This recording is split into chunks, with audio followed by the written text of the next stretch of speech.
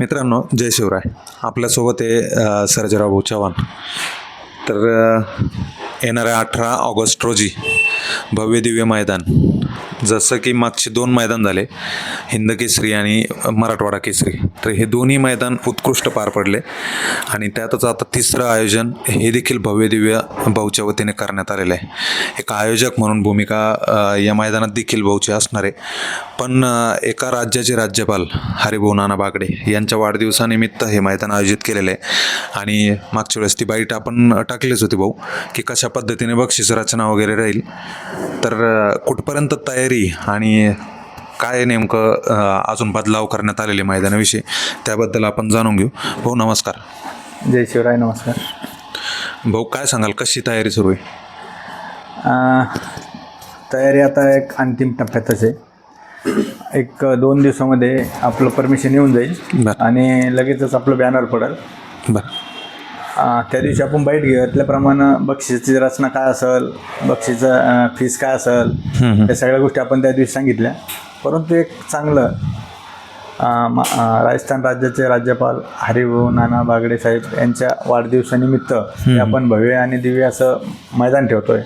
आणि त्या मैदानाची विशेषता अशी राहील की संपूर्ण भारतातून, संपूर्ण महाराष्ट्रातून कुठलाही नंदी तिथं पळायला आला तर त्याचं स्वागतच राहील, त्याच्या मालकाचंही स्वागत राहील आणि सगळ्यांना आपण इथं यावं असे मी आयोजकाच्या वतीनं, माझ्या वतीनं मी सगळ्याला विनंती पण करतो. आपण इथं या, सगळेजण या, सहभाग घ्या. आणि जो नंदी पळल तो इथलं त्याला गुलाल भेटल. जो नंदी पळल त्याला 1 नंबरचा तो मानकरी होईल. असं काही नाही. आमचं ते की आपण त्याला महामहिम राज्यपाल केसरी या नावाने ते मैदान होणार आहे. आणि या महामहिम राज्यपाल केसरीचा मानकरी कोण होईल ते आत्ता आपल्याला सांगता येणार नाही. परंतु जो पण होईल तो आपल्याच महाराष्ट्रातला असेल, आपल्याच भारतातला असेल आणि त्याचा आपल्याला सार्थ अभिमान राहील. कुठल्याही नंदीने जरी ते तिथं 1 नंबर केला आणि तो ह्याचा मानकरी झाला आपल्या स्पर्धेचा, तर तो आपल्यासाठी अभिमानाचीच गोष्ट राहील. नानांचं अजून कुठले मंत्री किंवा आमदार खासदार त्या ठिकाणी उपस्थित राहतील का त्या दिवशी? नाही, सर्वच राहील.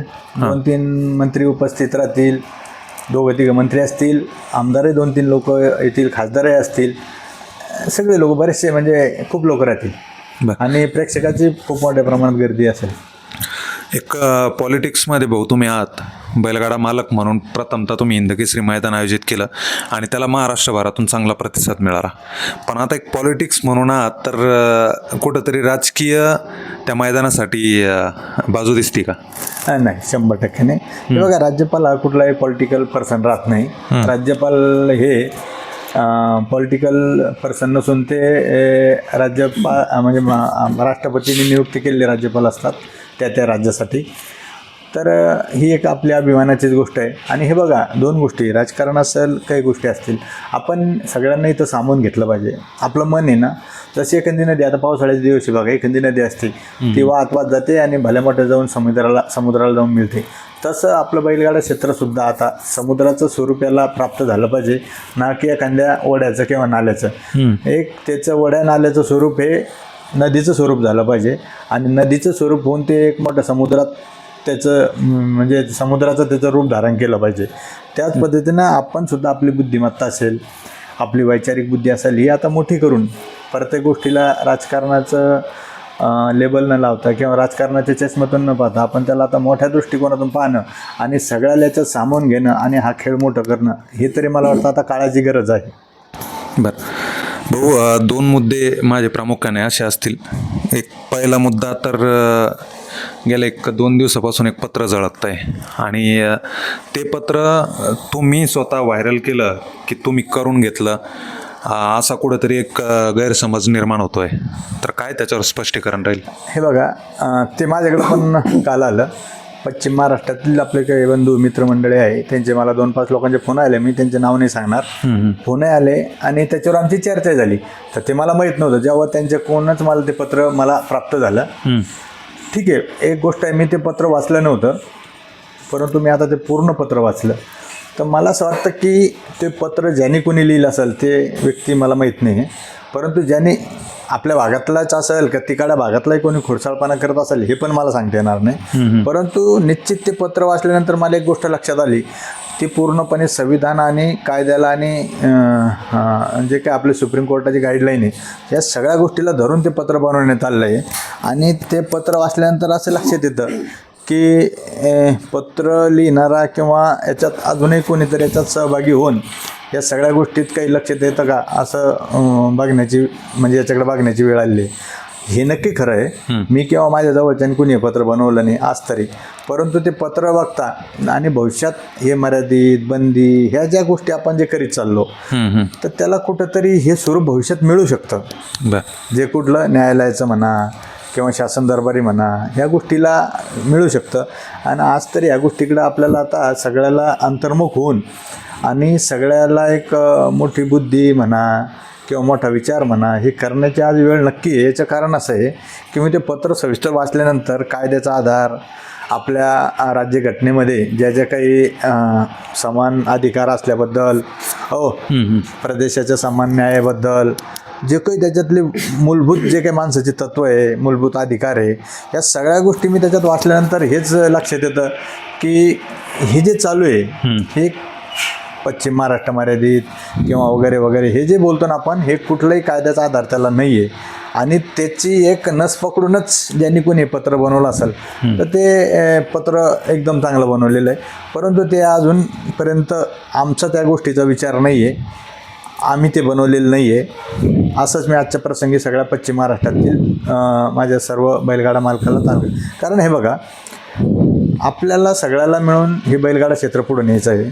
आपली सगळ्याची जबाबदारी बैलगाडा क्षेत्र टिकलं पाहिजे, ना की उत्तर महाराष्ट्राची एकट्याची जबाबदारी, पश्चिम महाराष्ट्राची पण ती जबाबदारी आहे.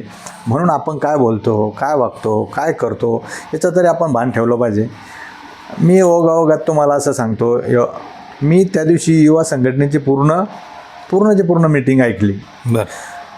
मला नाही वाटत बोटावर मोजे इतकं एखाद दोन लोक जर सोडले तर कोणी लईच दीर्घ विचार, मोठा विचार, सगळ्याला सोबत घेऊन चालायचा विचार तिथं मांडण्यात आला. मी म्हणत नाही की सगळे युवक खराब आहे, सगळी युवा संघटना खराब आहे किंवा सगळीच आपली संघटना खराब आहे. आमचं पहिल्यापासून एक मत आहे, एखादे दोन लोक याला हवा पाजून याच्यात पूर्ण एखादा फुगा असतो ना, फुगा फुगवण्याचं काम हे चालू आहे. माझं म्हणणं आहे की आता जाणकार वरिष्ठ लोकांनी त्या भागातील जाणकार वरिष्ठ युवकांनी याच्यात आता सहभाग घेऊन हे कुठंतरी थांबवणं गरजेचं आहे की जेणेकरून वादविवाद आता जास्त अजून वाढणार नाही. याला कमीत कमी करणे गरजेचं आहे. ह्या सगळ्या गोष्टीला चीड येऊन आबांनी राजीनामा दिलेला आहे आणि मला वाटतं आबासारखा एक चांगला माणूस या संघटनेला पाहिजे. आबाने तो राजीनामा पण वापस घ्यावा आणि ह्या सगळ्या गोष्टीला सगळं जे आता पूर्ण विस्कळीत झालेली ही घडी आहे ती पुन्हा पूर्ववत करण्यासाठी तिथल्या आबासोबत तिथल्या सगळ्या लोकांनी, जे काही जाणकार आणि चांगले लोक आहेत त्यांनी पुढं होणं गरजेचं आहे. 2 पाऊल टाकून या सगळ्या गोष्टी संपवणं गरजेचं आहे. नक्कीच भाऊ, दुसरा प्रश्न माझा असा की त्या भागातही पश्चिम महाराष्ट्रातही बरेचसे यूट्यूबर काम करत आहे. इकडं ह्या भागात देखील नवनवे यूट्यूबर तयार होत आहे. मी पण आता गेल्या काही वर्षापासून काम करतो आहे. पण ज्या वेळेस या मुलाखतीच्या माध्यमातून तुमचे व्हिडिओ जेव्हा प्रसारित केले तर बऱ्याचशा लोकांचे धमकीवाजा फोन येतात आणि त्या ठिकाणी मारण्याची धमकी किंवा शिवीगाळ, अशा अश्लील भाषेत शिवीगाळ होती. तर नेमकं पत्रकारिता, मुक्त पत्रकारिता करावं की नाही, हा एक प्रश्न निर्माण होतो. कारण शेतकऱ्यांच्या हिताचा विषय कुठेतरी मांडायचा प्रयत्न करतो आणि आतापर्यंत ज्या मुलाखती तुमच्या पडल्या असतील तर या मुलाखतीच्या माध्यमातून मला नाही वाटत त्या ठिकाणी प्रांतवाद कुठंतरी उभा राहिला असेल. कारण की ज्या वेळी दुसऱ्या चॅनलवरती मुलाखती अपलोड झाल्या तर त्या मुलाखती या आपल्या भागातल्या म्हणजे उत्तर महाराष्ट्रातील भागाविषयी बऱ्याचशा गोष्टी ट्रोलिंगच्या होत्या. तर त्याला घेऊन कोणीच बोललं नाही. पण मुद्दामून मला काही लोकांचे खोडसाळ लोकांचे फोन येतात आणि मी देखील एक पत्रकार आहे. मी ठीक आहे बैलगाडा शर्यतीवर यूट्यूबर म्हणून काम करतो आहे, हा बघण्याचा भाग लोकांचा वेगळा असेल, पण मी एक जेन्युइन पत्रकार आहे आणि मूळ पत्रकारिता मी या क्षेत्रात केलीच नाही अजून. हे बघा शांडीभाई, तुम्ही माझ्या बऱ्याचशा वेळेस बाईट घेतल्या. मी कधीही पश्चिम महाराष्ट्राला उद्देशून कधी कोणाला वाईट बोललो नाही. पश्चिम महाराष्ट्राला उद्देशून कधी कोणाला शिवीगाळ केली नाही. कधी बाईटमध्ये धमकीवाजा कधी बोललो नाही. मग असं असताना तुम्ही मला मागच्या वेळेस म्हणजे ऑडिओ रेकॉर्डिंग पाठवली की ज्यांनी माझी बाईट घेतल्यानंतर तुम्हाला एका व्यक्तीनं फोन केला पश्चिम महाराष्ट्रातल्या, त्याचं नाव आणि मोबाईल नंबर पण आपल्याकडे आहे. त्या व्यक्तीने तुम्हाला शिवीगाळ केली, तुला सर्जेराव चव्हाणच बाईट द्यायला दिसतो का, दुसरं कोणी दिसत नाही का? तुम्ही त्याला बार बार हे म्हणत होते त्या रेकॉर्डिंगमध्ये की बाबा सर्जेराव चव्हाण भाऊने काय वाईट बोललं तुम्हाला ते सांगा, ते काय तुम्हाला वाईट बोलतात हे सांगा. तर ह्या सगळ्या गोष्टीतून त्याचा फक्त शिवाय द्यायचा सपाटा चालू होता. मी आपल्या माध्यमातून तिकडच्या भागातील यूट्यूबर असतील, पत्रकार असतील, मी सगळ्याला हात जोडून विनंती करतो की आपण निर्भय होऊन काम करा.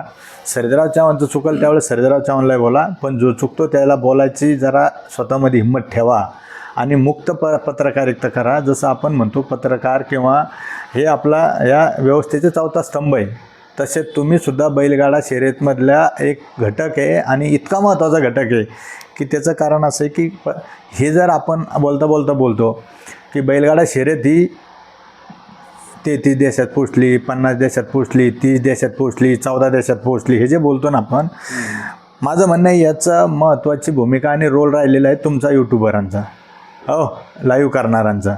आणि लाईव्ह करणारे असतील, यूट्यूबर असतील, यांनी आता निर्भय होणं गरजेचं आहे आणि कोणाच्या धमकीला यायला त्याला बळी पडायची गरज नाही. आणि शांडेभाई, मी तुम्हाला सांगतो, तुम्ही एकटेच आपल्या भागात काम करता, आता 2-4 जण वाढत चालले. मी तुम्हाला आश्वासित करतो की तुम्हाला कोणालाही घाबरण्याची गरज नाही आहे. याच्यानंतर जर तुम्हाला कोणी शिव्या दिल्या तर आपण आता त्याचं पोलिसात तक्रार केल्याशिवाय राहणार नाही. आपण पोलिसात तक्रार याच्यामुळं करत नव्हतो आतापर्यंत तुम्हाला, कारण एकदा नाही 3दा शिव्या दिल्या आतापर्यंत. याच्यामुळं नव्हतो करत की बैलगाडा शर्यतला कुठेही गालबोट लागता कामा नये, बैलगाडा शर्यतीवर बंदी येईल असा कुठेही टाईम आपल्याकडून किंवा समोरच्या कोण येता कामा नये. आपण हे पाळू लागलो, सांभाळू लागलो, बरोबर. पण एका हाताने टाळी वाजून आता उपयोग होणार नाही. आम्ही आता किती दिवस शांत राहणार आहे? म्हणून जर याच्यानंतर कोणी काही केलं, बरं तुम्ही त्याच्यानंतर तुम्ही त्याला नंबर पण दिला माझा, मग त्याची हिंमत नाही झाली मला फोन करायचा. तर मी तुम्हाला सांगतो, जर याच्यानंतर कोणती वाईट गोष्ट किंवा चांगली गोष्ट वाटली मला फोन करा. यूट्यूबरला कोणाला तकलीफ देऊ नका, मी माझ्या तोंडून तुम्हाला नंबर देतो. आणि ज्याच्यात कोणाची हिंमत असेल, माझ्यात हिंमत आहे जसं तसं उत्तर देण्याची, परंतु मला बैलगाडा शर्यतमध्ये काम करतो, कोणाला जसं तसं उत्तर द्यायचं नाही. मी कायद्याला मानणारा, संविधानाला मानणारा माणूस आहे. आणि जर कोणी काही शिवीगाळचा काही आता इथून पुढे जर प्रकार केला तर याद राखा, याच्यानंतर कोणी काही शिवीगाळ करता कामा नये. जो करील त्याच्यावर कायदेशीर कारवाई आणि संविधानिक कारवाई करण्याचा आम्ही आता अजेंडा हाती घेणार आहे. हे आम्हाला घ्यायला भाग पाडू नका, अजूनही आमची मनस्थिती ती नाही आहे. म्हणून माझा नंबर नोट करून घ्या, 9807 63 77 77, 9807 63 77 77. कोणाला चांगलं वाटलं तरी फोन करा आणि वाईट वाटलं तरी फोन करा. सांगतो, चांगल्याला चांगलंच उत्तर मिळालं ना, वाईटला वाईटच मिळालं. नक्कीच भाऊ काय होतं, कुठल्याच गोष्टी आतापर्यंत चुकून दिलेल्या नाही आहे. बैलगाडा मालकांच्या हितार्थच आपण आतापर्यंत मुलाखती केलेल्या आहे. तुम्हीच नाही तर तिकडचं जरी कोणी एखाद्या युट्यूबरला कोणी धमकी, मला ते डांगेला कोणीतरी काय ना, अमर डांगे, चांगला मुलगा आहे, इतका भारी मुलगा आहे तो. अरे ते श्रीनाथ केसरी झाली, सगळ्या जे काही 10-12 जोड्या बैल होते सगळ्या बैलांकडे पाय पडत फिरला तो, पूर्ण म्हणजे किती किलोमीटर फिरला असेल तो मुलगा. आणि त्याला बोलले, आमचे शांडेभाई यादवला कोणी खालच्या स्टेपला बोलतं आहे, कोणी काय बोलतं, तर हे बंद करा बिलकुल. तिकडच्या यूट्यूबरला कोणी बोलू नका, कायदा हातात कोणीच घेऊ नका. ही शर्यत कायद्याच्या माध्यमातून चालू झालेली सुप्रीम कोर्टाच्या. नक्कीच सुप्रीम कोर्टाने ती आपल्यासाठी पुन्हा चालू केली. आपलेच लोक त्यासाठी झटले, त्यांचं बलिदान वाया जाऊन देऊ नका. त्यांनी याच्यासाठी वेळ दिला, पैसा खर्च केला, आणि त्यांची जर तुम्हाला मला जर काळजी वाटत असेल तर आता येड्यावाकडं बोलणं टाळा, असे मला आजच्या प्रसंगी सगळ्याला विनंती करायची. आणि दुसरी गोष्ट याच्यातून अशी पण सांगायची की कायद्याच्या दृष्टिकोनातून जसं सर्वसामान्य लोकांनी वागणं गरजेचं आहे, तसंच संघटनेतल्या पदाधिकाऱ्यांना पण वागणं गरजेचं आहे. संघटना, मी तर एक कुठलं तरी मी नाव नाही घेणार, एक तालुका अध्यक्ष आहे, त्याला बोलताना संघटनेतलाच पदाधिकारी म्हणतो की संघटना माझी आहे. ही काय प्रायव्हेट लिमिटेड संस्था आहे का? 2 प्रकारचे असते, एक सहकार तत्त्वावर चालणारी असते आणि एक प्रायव्हेट लिमिटेड असते. तर ही प्रायव्हेट लिमिटेड संस्था नाही आहे बैलगाडा शर्यत. संघटना, बैलगाडा शर्यत संघटना ही गरीबातल्या गरीब बैलगाडा मालकासाठी, चालकासाठी, सगळ्यासाठी काम करण्यासाठी आणि त्याच्यासाठीच ही संघटना निर्माण झालेली आहे. म्हणून संघटनेतलं जर कोणी बोलत असेल की ही माझ्या बापाची संघटना आहे, मी निर्माण केली आहे, मी बनवली, हे मी ऐकली माझ्याकडं, मी अंदाजावर बोलत नाही, त्याची ऑडिओ क्लिप माझ्याजवळ आत्ता सध्या मोबाईलमध्ये सेव्ह आहे. मी प्रत्येक गोष्ट बोलतो ते माझ्याकडं पूर्ण पुराव्यानिशी बोलतो. दुसरी गोष्ट, आपल्या बैलाला इकडं नाव ठेवण्यात येतं आहे की तो बैल असा 1 वर्ष पळत नाही, हे आता इथून पुढं खपून घेतलं जाणार नाही. कारण आपण नंदीला नाव ठेवू लागलो. नंदी महाराष्ट्रातला सगळा नंदी एकच आहे, पश्चिम महाराष्ट्राचा एक आहे आणि उत्तर महाराष्ट्रातला एक आहे. तर कृपया करून हात जोडून विनंती करतो संघटनेतील पदाधिकाऱ्याला की याच्यानंतर कुठल्याही नंदीला नाव ठेवू नका. कारण त्याचा नंदीचा तळतळात लागल्याशिवाय राहणार नाही. नंदीला नाव ठेवू नका. नंदी 1 वर्ष पळतो आणि 6 महिने पळतो. घेणाऱ्याला तकलीफ आहे काही, ज्यांनी कोणी घेतला. आता कालच माझ्याच नंदीचा मल्हारचा नंबर 1 झाला, जो माझ्या इकडून गेला, जो आमच्या ठाण्याच्या नगरसेवकांनी घेतलेला आहे. नंबर केला ना त्यांनी, कार्तिकनं केला ना, मल्हारने केला. मल्हारने केला ना, कार्तिकनं त्याच्या अगोदर केला, मल्हारने आता केला. मी कालच्या मैदानात पण मल्हार, कार्तिक, सचिन कुठला बैल आहे? आमच्या हिंगोलीचा बैल आहे. म्हणून सचिन जालन्याचा आहे. सचिन जालन्याचा. मग म्हणून आमची सगळ्या हात जोडून विनंती आहे, अहो बैल आहे, नंदी आहे, कधी पळल कधी पळणार नाही, माणूस आजारी पडतो, तर तसं तो पण एखाद्या आजारी राहू शकतो. जशी बंदी घातली ना तसं या बंदीच्या काळात म्हणजे मर्यादित खेळ जेव्हापासून पश्चिम महाराष्ट्रात होतोय तेव्हापासून आतापर्यंत 1 आणि 2 नंबरमध्ये इकडच्याच खरेदी करण्यात आलेल्या बैलांचा नंबर राहिलेला आहे. हे बघा भाऊ, नंदी आपल्या भागात आहे ना, हे ट्रोल करणं, ठायवर काय म्हणतो आपण त्याला, अल्कोहोल म्हणणं किंवा आपण काय म्हणतो त्याला इंजेक्शन देणं, हे जे म्हणतात हे बंद करा. आमच्याकडं सगळ्याकडे माहिती घेतली आम्ही, तिकडच्या बी बैलाला किती चालतं नाही चालतं, पण आपण कुठल्याही नंदीला नाव ठेवणाऱ्यातले नाही आहे म्हणून आपण या गोष्टीवर चर्चा करणार नाही आणि काही बोलणार नाही. अहो मला एक सांगा, तुम्ही तो बैल पळतो त्याची वावा केली पाहिजे तुम्ही. अरे त्याला तुम्ही डायरेक्ट म्हणता की असा पळतो आणि तसा पळतो, फलानं पळतो, त्याच्या धमकी म्हणून तो पळतो. बरोबर. हो, मी म्हणतो ना, आज काल कोय ना, काल जो नंदी पळाला मल्हार, त्या धमकी म्हणून पळाला. बरोबर आहे की नाही? अर्जुनही पळाला असं इकडच्या भागातला जाऊन, लखनही पळाला असं इकडच्या भागातला जाऊन. मग हे सगळे काय इंजेक्शनवरच पळतात का? आता हे बंद करा. हे जर बंद कराल, ज्याचं बी ऐकायला भेटेल त्याच्यावर कायदेशीर कारवाई होईल. जो कोणी म्हणाल त्याच्यावर कायदे नसतं त्याने सिद्ध करून दाखवायचं. आता बाप दाखवणं तर श्राद्ध घाल. आता इथून पुढे खपून घेतल्या जाणार नाही. आता ही गोष्ट कायदेशीर होईल, कायदेशीर लढाई याच्यात चालू होईल. आम्ही आता खूप दिवसांनी ऐकून घेऊ लागलो आहे.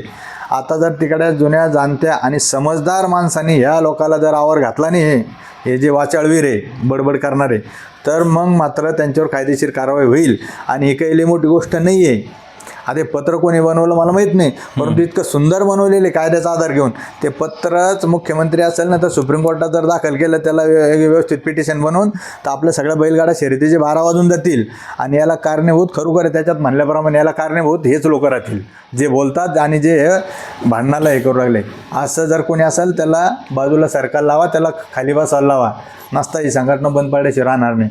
आता कालचा निर्णय राव, किती चुकीचा निर्णय. तो लाल्या बैल कोण आहे मला माहीत नाही. माळशिरसच्या माळशिरसच्या मैदान काय चुकीचा निर्णय राव. गटाला मी म्हणतो सचिन माझा बैल आहे, हो, मी म्हणतो सर्जा आहे माझाच बैल आहे, परंतु माणसामध्ये खिलाडूवृत्ती असली पाहिजे ना. हां, म्हणजे तो बिचारा गरीब. मला तर आता काल रात्री त्या संग बोलणं झालं त्या मालकासोबत. त्यांना जे व्हिडिओ टाकला होता किंवा ते बातम्या होत्या त्याला परवापर्यंत ह्या डिलीट कर म्हणून फोन आले रात्री 2-2 वाजेपर्यंत. मग ही त्यांच्याकडून मी ऐकल्यानंतर मला तर खूप वाईट वाटलं. म्हणजे बैलगाडा संघटना ही काय हुकुमशाही इकडे चालली का? हां, भले तिकडच्या भागातला माणूस असो इकडचा असो, कोणी हुकुमशाही करत असेल त्याला कायदेशीर उत्तर दिलं जाईल याच्यानंतर. असं चालणार नाही. माझं ते शिर्के भाऊंशी बोलणं झालं, लाल्या बैलाच्या मालकाशी. ते यार माणसं डोळ्यात पाणी होतं ना. हां, किंवा तुम्ही त्याला धमक्या देऊ लागले, ते डिलीट कर, हे हुकुमशाही का? तिथं निर्णय या लाल्या बैलालाच मिळाला पाहिजे होता, ना की माझ्या सचिनला मिळायला पाहिजे होता. हार आहे, जीत आहे, आपण मानली पाहिजे. माझाही लखन गटाला हरलेला आहे, माझाही लखन सेमीफायनलला हरलेला आहे. बरोबर. आपण अरे मोठ्या मनानं हार मान्य करा. हां, आणि जो गरीब आहे त्याला लिफ्ट द्या. पुढं क्षेत्र वाढायचं कसं? काल नाही नंबर झाला, मला गॅरंटी द्या सचिनवर उद्या नंबर केल्याशी राहणार नाही. होईल ना, पण गरीबालाही संधी येऊ द्या ना. त्याने आपला बैल हरवला. मी तर तुम्हाला अजून सांगतो त्याच्यातून, या बैल मालकांना सुद्धा आव्हान करतो मी की आपण सुद्धा मोठं मन दाखवा. आपण मोठ्यासारखं वागा, आपण मोठं मन दाखवा. हार आणि जीत पचवायला शिका. मी तर माझं जर त्याच्या जागेवर असताना या लाल्या बैलाच्या मालकाने लखन माझा हरवला असताना मी ऑब्जेक्शनसुद्धा नसतं घेतलं. मी ऑब्जेक्शनही घेतलं नसतं आणि मी हार मानली असती आणि तिथून निघून आलो असतो. गोरगरिबाला न्याय द्यायला शिका आणि सगळ्याला समान एका दोरीत करायचा प्रयत्न करा, तरच हे क्षेत्र पुढं चालणार आहे. नक्कीच येणाऱ्या मैदानासाठी कशा पद्धतीने आव्हान असेल बैलगाडा मालकांना? माझं म्हणणं आहे, आता आम्ही ज्या पद्धतीने सगळ्याला म्हणायला लागलो की सगळ्यांसाठी मैदान खुलं आहे, आता इथून पुढं सुद्धा सगळ्यांसाठी मैदान खुले असे आव्हान करायला शिका. हे बघा, मर्यादित बंदी हे सगळ्याला कळतं आहे. हे आता कोणी दूध खुले नाही, आम्ही सगळीकडे लोक, आम्ही बुद्धू नाही सगळे, आम्हाला सगळी भाषा कळते. आता मला सांगा बरं, मर्यादित करून काय उपयोग याच्यामध्ये? आता उलट बोलू आपण. मराठवाड्यातले आणि विदर्भातले आणि उत्तर महाराष्ट्रातले किती बैल रेग्युलर पळायला जात होते? हिंदकेसरीचं वगैरे मैदान असलं तर 200-300 गाड्या जायच्या, पण रेग्युलरचे मैदान 25 जोड्या जायच्या. बरोबर आहे ना? बरोबर. कारण इतक्या लांब जाऊन पळणं एवढं परवडत सुद्धा नाही ना, 400 किलोमीटर जाणं. बरोबर. मग हे करण्यासाठी कधीमध्ये जोड्या जात होत्या, खूप कमी प्रमाणात जोड्या जात होत्या. एक तर तुम्ही 2 गोष्टी मान्य करा. एकीकडे म्हणता तुमचे बैल पळत नाही, हो, 1 वर्ष टिकत नाही, 6 महिने टिकत नाही. दुसरीकडे म्हणता की तिकडे बैल पळते, हो, आणि आमच्याकडे गोरगरिबाला गुलाल भेटत नाही. ही तुमचेच स्टेटमेंट आहे. बरोबर. दोन्हीतले एक स्टेटमेंटवर ठाम राहा. एक तर आमचे बैल पळत नाही याच्यावर ठाम राहा, नाहीतर आमचे बैल जास्त पळते याच्यावर ठाम राहा. म्हणून माझी हात जोडून विनंती, ह्या गोष्टीत आमचे तुमच्याच्या भानगडीत पडू नका, प्रांतवाद करू नका. सगळ्यांनी मोठं मन करा आणि याच्यात कोणीतरी जुन्या जाणत्या लोकांनी पुढाकार घ्या आणि सगळ्यांचे मैदानं एक मैदान ठरवा. रोज खरंच कोणी पळायला येणार नाही. आता मी तुम्हाला म्हणतो 2-2.5 महिन्याचा लेखाजोखा आम्ही इतके मैदान पळायला, आम्ही पेडगावला पळायला आलो असतो, आम्ही कालचं माळशिरसला पळायला, आम्ही हिंदकेसरी मैदानाला पळायला आलो असतो, आणि एखादं 2 छोट्या मोठ्या मैदानात पळायला आलो असतो. आम्ही लखन प्रत्येक छोट्या मैदानात घेऊन येत नव्हतो ना. आमची पण इच्छा आहे ना की लखननी छोट्या मैदानात जाऊ नये, कारण तिथं सुद्धा छोट्या गाड्या मालकाला गुलाल मिळाला पाहिजे. लखन जर प्रत्येक ठिकाणी जाईन, मोठा गाडा मालक, उलट तिकडे खूप मोठे गाडा मालक आहे ना, त्यांनी बी प्रत्येक मैदानात जाऊन ये ना मग. बरोबर. कारण गोरगरिबाला जर गुलाल मिळवून द्यायचा असला तर. म्हणून ह्या गोष्टीच्या वादात, ह्या फार मोठा डिबेटचा विषय, याच्यात वादात जायची गरज नाही. मी सगळ्याला मोकळ्या मनानं खुल्या दिलाने एकच आव्हान करतो, प्रत्येकाचा बैल पळू द्या, कोणावर अन्याय करू नका. ना इकडे भागातल्या लोकांवर करू नका, ना तुमच्या तिकडच्याच भागातल्या. तो बिचारा करमाळाचा ना, ते सांगू परेशान आहे की मी करमाळ्याचा आहे, तो इतके साक्ष पुरावे द्यायला तयार आहे, तरी आपण बैल वाद करतोय. बरोबर. म्हणून आता संघटनेला आणि आबाला पुन्हा मी सांगतो की आबा, पुन्हा तुम्ही तुमचा राजीनामा वापस घ्या. मी तुम्हाला हात जोडून विनंती करतो आणि संघटनेची पुनर्बांधणी करा, संघटनेचं याचं व्याप्तीकरण करा, याचं मोठं, याच्या संघटनेत अजून लोक चांगले, जुने जाणते, चांगले हुशार लोक याच्यात वाढवा, प्रत्येक प्रांतातून वाढवा, तरच ही संघटना टिकन. नसता संघटनेचं मी तुम्हाला सांगतो, आम्ही आता याच्यात जास्त दिवस वेटानवाज करणार नाही आहे. माझी सुद्धा वैयक्तिक, मी सांगितलं त्या दिवशीप्रमाणे, माझी संघटनेची पण बोकरी बांधणीची तयारी आहे, हो, रजिस्ट्रेशन करायची तयारी आहे. मग पुन्हा आम्हाला याच्यात म्हणू नका, आम्ही फक्त एखादे 2 वाचाळवीर आहे याच्यामुळे सगळं करायच्या मागं लागलो आहे. याला तुम्ही आळा घाला, त्याला शांत बसायला सांगा, त्याला काम करायला सांगा, तरच हे शक्य आहे. आणि त्या संघटनेमध्ये विस्तार करून सगळ्या भागातले मंडळी तिथं इन्व्हॉल्व करा. बरोबर. जुने जाणते हुशार लोक इन्व्हॉल्व करा, शांत डोक्याचे इन्व्हॉल्व करा. इथं काही नुसतं ही संघटना निवा संघटना बनवून याच्यात नुसतं भागणार नाही आहे. त्याला शांत डोक्याने पुढे घेऊन चालणारे लोक याच्यात इन्व्हॉल्व करा. आबा एकदम ग्रेट पर्सन आहे. आबासोबतचे जुने जाणते लोक नाव घ्यायला खूप आहे. ठाकळकर साहेब असतील ना, तर कोणी अजून असतील, आनंद पैलवान असतील, हो, आपण उपाध्यक्ष होते आपले पैलवान, ते पण असतील. बरोबर आहे की नाही? हे सगळे लोक आहे. सगळ्यांनी अजून याच्यात बाकी संघटनेत काही मुंबईचे घ्या, काही उत्तर महाराष्ट्रातले लोक घ्या, पश्चिम महाराष्ट्रातले लोक घ्या, संघटना मोठी करा. आबानेचा अध्यक्ष असावा, आबाच्या अध्यक्ष असण्यामध्ये कोणाचं दुमत नाही आहे. आणि ही संघटना मोठी करून मोठं वाढवायचा प्रयत्न करा, तरच हे चालेल. आणि जे कोणी वाचाळवीर आहे त्याला एकदम राईट करा, शांत करा. नाही ते शांत झाले तर मग मात्र आता आम्हाला दुसरा पर्याय उरणार नाही.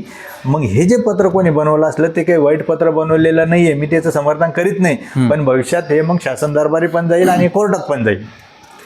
आणि हे जर जाऊन द्यायचं नसेल तर मी तुम्हाला आज सांगतो, ते आम्ही कोणी बनवलेलं नाही आहे. आम्हाला ते बनवायची आवश्यकता नाही. आम्हाला बैलगाडा क्षेत्र वाढलं पाहिजे असं वाटतं, बंद पडलं पाहिजे असं वाटत नाही. ज्याला कोणाला वाटत असेल त्यांनी आजपासून त्याच्यात सुरुवात करावं आणि पुढाकार घ्यावा. नसता हे बाकीचे काही मंडळी क्षेत्र बंद पडायच्या मागे लावलेले आहेत, तुमच्याच भागातले, तिकडच्याच भागातले. आत्ता तरी सुधारा आणि याच्यात सगळ्यांनी एकत्र या. हात जोडून विनंती, सगळ्यांनी एकत्र या. आणि हे शिवरायाचा महाराष्ट्र आहे, हे माझ्या महात्मा फुलेंचा महाराष्ट्र आहे, हा जिजाऊचा महाराष्ट्र आहे, हा लदेवी होळकरांचा महाराष्ट्र आहे. इथं सगळे आज अण्णाभाऊ साठेंची जयंती होती, बरोबर आहे. बरोबर. तर त्यांचा तो महाराष्ट्र आहे आणि तिथं सगळ्यांनी एकत्र येऊन काम करण्याची गरज आहे, ना की प्रांतवाद आणि देशविभाजन. जातीपातीत आता बैलगाडा संघटना ही जातीपातीत वाटल्या जाऊ नये, प्रांतात वाटल्या जाऊ नये. सगळ्यांनी पुढाकार घ्यावा, एकत्र यावं आणि संघटना वाढवावं, हे क्षेत्र वाढवावं अशी माझी तरी एक वैयक्तिक मनीषा आहे आणि ती सगळ्यांनी टिकवली पाहिजे. आणि याच्यात आबाचे हात बळकट केले पाहिजे, ना की आबाला राजीनामा द्यायची पाळी यावं. आबाला राजीनामा पाळी ना ही उत्तर महाराष्ट्रामुळे आलेलीच नाही आहे, मी ठामपणे सांगतो. त्यांच्यातले जे गडबड करू लागले त्यांच्यामुळे आले. आबा एक चांगला माणूस आहे, आबा देव नाही, आबा राम नाही, आबाला राम करू नका कोणीच. आबा एक सज्जन चांगला माणूस आहे आणि एक माणसाने जीवनात फक्त चांगला माणूस जरी झालं आपण प्रत्येकाने तरी खूप आहे. नाही, आबा चांगला माणूस आहे ना, तर जे राम करतील ते चोरी करतील रामाची, हे पण ध्यानात धरा. म्हणून रामाला आता सावध होण्याची गरज आहे की आपली चोरी होऊ नये. म्हणून आबा आमच्यासाठी राम नाही आहे, तर आबा आमच्यासाठी एक सज्जन आणि चांगला व्यक्ती आहे आणि आमच्या संघटनेचा अध्यक्ष आहे. एवढंच आजच्या प्रसंगी सांगतो. धन्यवाद. भाऊ, जाता जाता एक माझ्याकडूनही सांगतो की तुम्ही मार्गदर्शक आहे, तसेच पश्चिम महाराष्ट्रातील किंवा मुंबई पुण्यातील बरेचसे वरिष्ठ बैलगाडा मालक आहे, हे माझे मार्गदर्शक आहे आणि कधी पण संकटकाळी माझ्या मदतीला धावून येतात. तर त्यांना सगळ्यांना मी हात जोडून विनंती करतो की आतापर्यंत कुठल्याच कायदेशीर बाबीला मी सामोरं गेलेलो नाही. म्हणजे मला जे धमकीवाजा फोन येता, मी त्या फोनला घाबरतो अशातला भाग नाही. पण कुठेतरी बैलगाडा क्षेत्राला गालबोट लागायला नको, कुठंतरी वेगळं वळण लागायला नको. नाही तर मला त्या रेकॉर्डिंग व्हायरल करून किंवा त्याच्यावर पोलीस केस करून मी त्याच्यातून काहीतरी मार्ग काढू शकतो, पण मी त्या गोष्टी करत नाही आतापर्यंत. पण इथून पुढं मला तुमची परवानगी हवी, तुमचीच नाही तर महाराष्ट्रातील सर्व वरिष्ठ बैलगाडा मालकांची परवानगी त्याच्यासाठी हवी. कारण की या लोकांचा अतिरेक हा यापुढे सहन नाही केला जाणार. ओके, धन्यवाद.